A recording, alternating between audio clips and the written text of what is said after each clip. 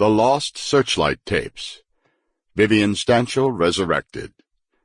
Written and narrated by Geoffrey Giuliano.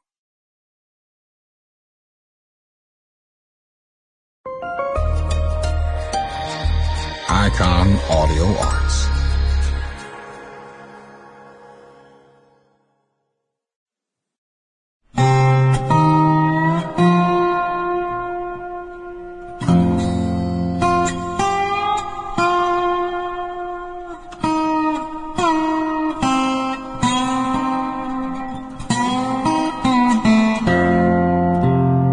Stanshall was born on March 21st, 1943 at the Radcliffe Maternity Home in Shillingford, Oxfordshire, and christened Victor Anthony.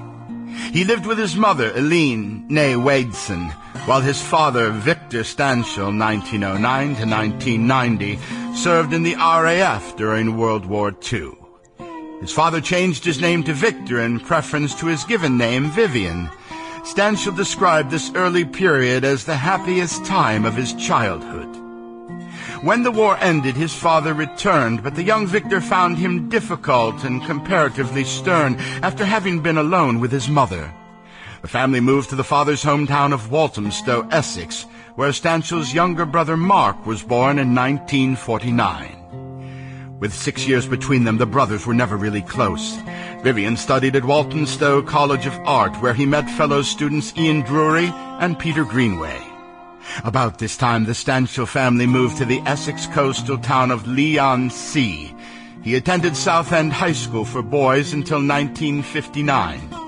As a young man, Victor Stanshall, known as Vic, earned money doing various odd jobs at the fun fair in nearby Southend-on-Sea. These included working as a bingo caller and spending the winter painting the fairground attractions. To set aside enough money to get through art school, his father having refused to fund this, Stanshall spent a year in the Merchant Navy. He said he was a very bad waiter, but became a great teller of tall tales. Stanshall then enrolled at the Central School of Art and Design in London.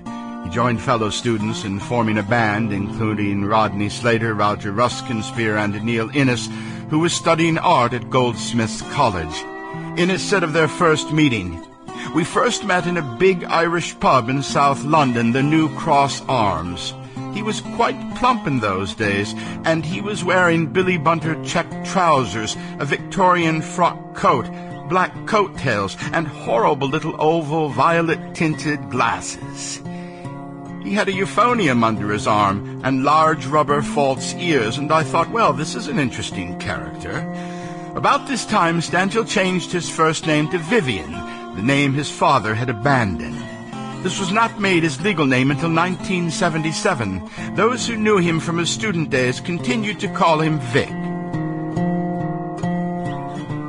Bonzo Dog Band was named after a word game that Stanshall played with co-founder Rodney Slater, in which they cut up sentences and juxtaposed fragments to form new ones. Bonzo, Dog, Dada was one result, which they liked. The band initially performed under this name, but grew tired of explaining what Dada meant, and so it became the Bonzo Dog Doodah Band, Doodah being a quaint expression that both Rodney's mother and Vivian used to describe everyday objects. Later the name was shortened to the Bonzo Dog Band, or just the Bonzos.